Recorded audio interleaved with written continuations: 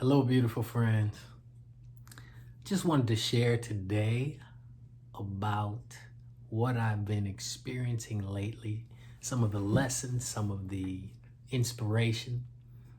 One is increasing my practice to be present, being more vigilant in my alignment with the source of who we are, with spirit, God, universal field, higher consciousness, genius, etc. Whatever that power is, to be more aligned and to listen and be guided by it from moment to moment, to increase my practice of surrender, my practice of presence. There are times when I'm in that flow and things seem to be moving and unfolding in perfection in a way where I can see it, I feel it, I experience it, I trust it, and I just stay with that beautiful dance. And then there are times where other limiting conditioned thinking gets triggered or pops up, and it's an opportunity for me to see it. But at times I forget and I find myself resisting what's arising. What I'm learning is those are perfect opportunities to help strengthen our will and allow us to be vigilant and bring our focus back, or our attention, choosing to bring our focus back to that alignment. So vigilance is a great ingredient in strengthening our will, almost like going to the gym and exercising and becoming strong. It's this wonderful design where we get to experience expansion.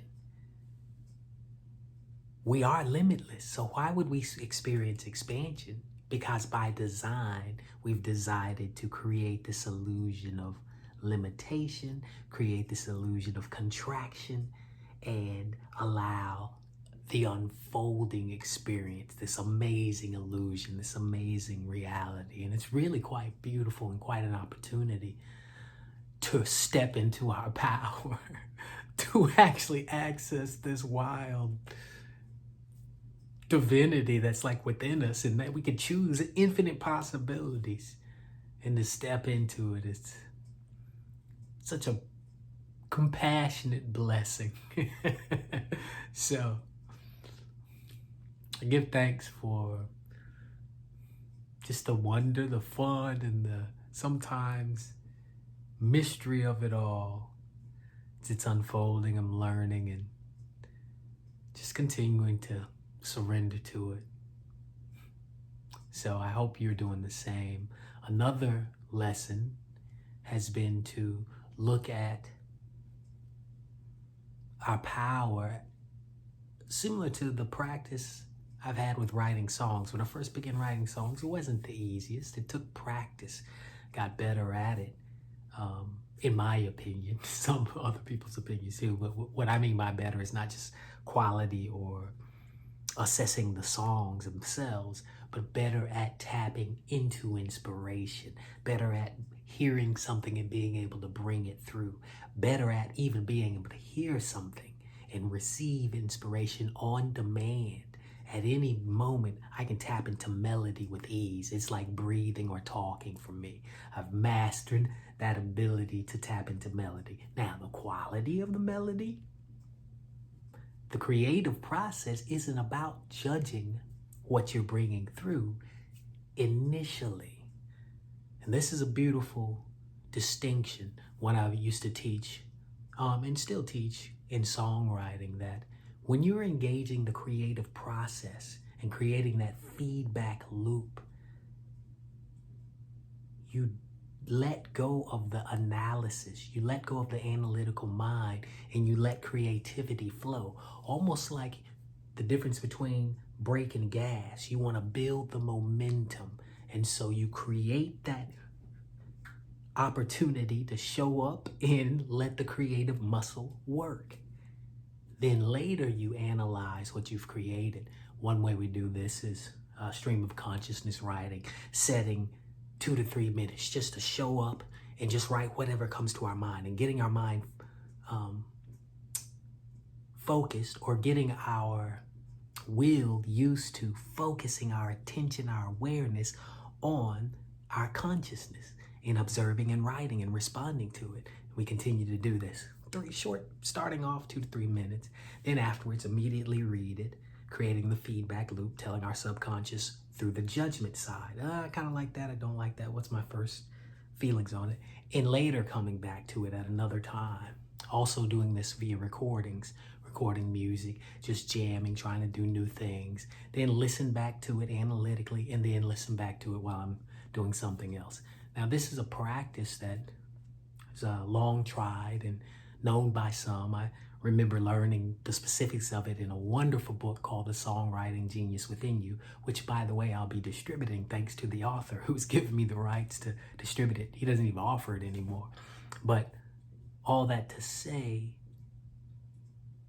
life is so similar. It's when we take the time to show up and we allow our creative imagination, visualization, whatever the faculties we are wanting to expand into to do their thing, we make that time, and then we look at what we've created.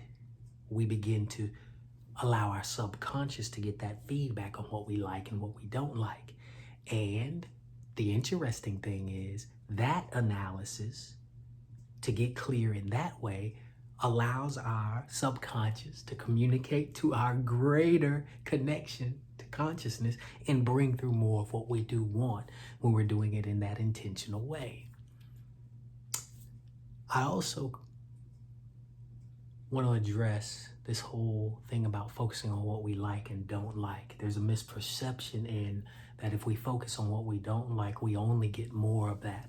Depends on your intention. If you're focusing on what you don't like with resistance, yes, your energy is flowing to what you resist. And therefore, it not only persists, but you're giving it more energy. When you don't resist it, you allow it to pass through. You begin to stop judging and letting go of the energy, the block you've put around it. Suddenly, it no longer triggers. You've dissolved that block, that judgment. You've accepted it, and you can integrate with whatever it has to teach and offer. Why is that important? Because the other way to use what you don't like is to be clear in what you do.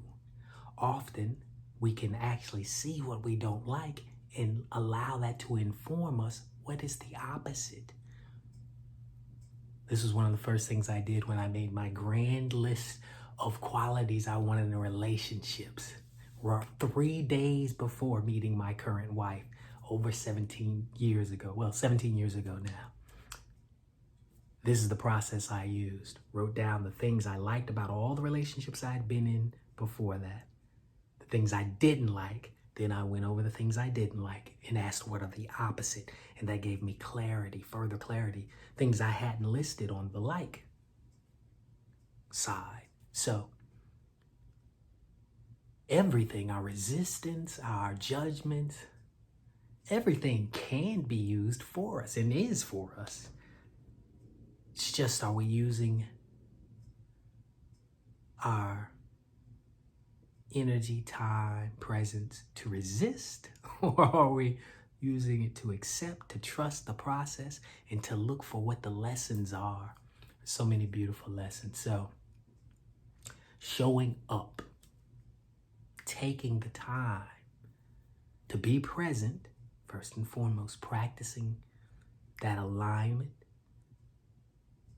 with what is, the essence of what is. That is our source. So to be present is to align with what is, the essence, at the essence, expanding our awareness, relaxing, being able to pick up on other levels of consciousness that are not distracted. Levels of consciousness that are not distracted by what our minds like to do, but are instead receptive to our divine genius, receptive to what's seeking to emerge in this moment. In this moment. So we can be who we came to be in this life. So increasing that, committing to that, deciding. That's been my commitment now, is deciding to increase that. Secondly, to show up more, to take time out and listen. When I write the songs back to that lesson, it have gotten better and better. But if I don't take the time out to bring through an idea and complete it, it doesn't just happen that often unless I make myself available. I decide, I use intention to create it. There have been times I've taken days out to have like a retreat by myself and brought through my last album that way. It's been a while, but I still am writing some songs. But if I don't take that time to craft and bring them to completion, it's a very slow and long process. And I believe it's the same with our dreams.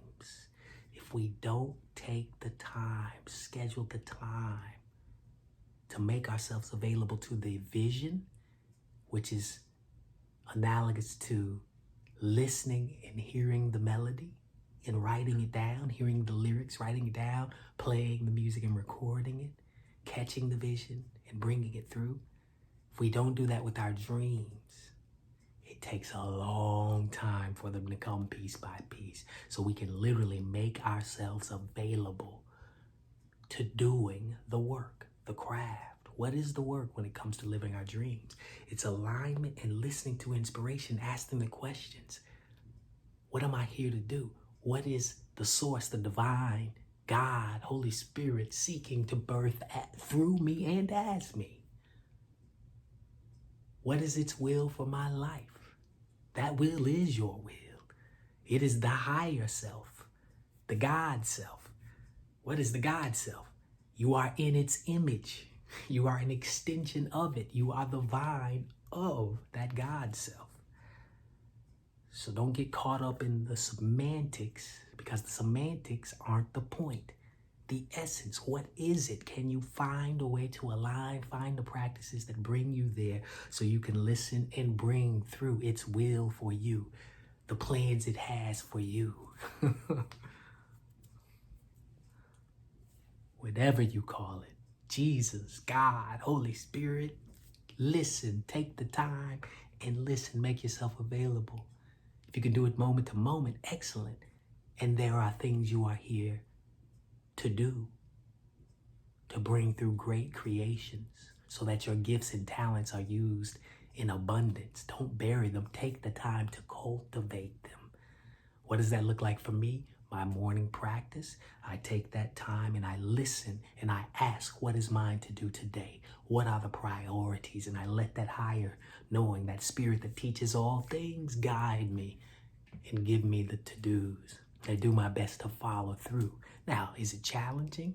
At times, yes, especially initially, but you get better and better at it, just like riding a bike, just like playing an instrument. It's practice, taking the time to be led by that which you truly are of, not of this concept and separation of this world, the flesh, the carnal mind, as you would call it, the mind that thinks it knows something, but the higher mind. So, just wanted to share, if you can commit to making yourself available, aligning and listening for what is yours to do through spirit, you will be guided into the most amazing things. Our lives have been so transformed. And now in this time, things are emerging, everything from sacred economy to blissful, fun actions and technology we're using now, the creating abundance to new ways of expression and creating music. Now I'm almost every week, at least, I'm doing something fun musically now that doesn't have to do with just playing my own music. It's creating something new creative ways. This cool app called Acapella. If you haven't seen me on that one yet, Acapella app. I've been having a blast on that thing.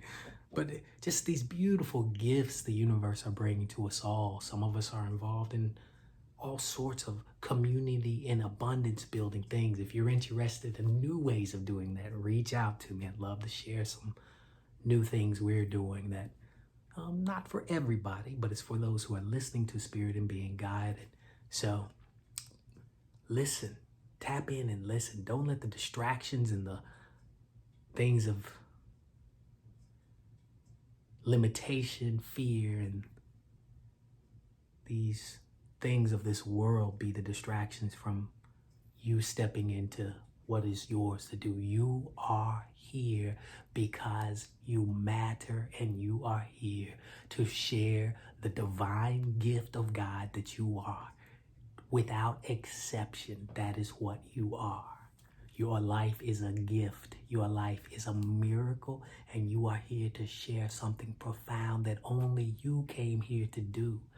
But it is not through the limitation, the conditioned thinking of unworthiness, of not being good enough, and being distracted by all the outer trappings of this world that brings that power. It's you going within and bringing that power out, connecting with the divine birthright of who you are, so that that expression can take form. If you don't do it this lifetime, perhaps there's another time, but the invitation is to do it now. Don't waste the opportunity. And if you decide not to do it now, you still win. You can't get it wrong. You're still going to learn a lesson in this lifetime of, oh, that's what it feels like to do this. That's what it feels like to doubt myself. That's what it feels like to not trust life. That's what it feels like to live in fear and not connect with my divine birthright and step into the lessons that life has for me. That's what it feels like. So you learn that lesson. It's not good or bad. It's just an option. The invitation is to step into your power, to write the songs you're here to write. Not literally, of course, unless you're a songwriter and that's what you're being called to do. But your work, your life is your song. Are you ready to take it to the next level? Then tap into the power, the true life coach, the true vocal coach, the true songwriting genius. Tap into that power and let it guide you. Let it help you hone your craft and bring something new, something only you are here to do.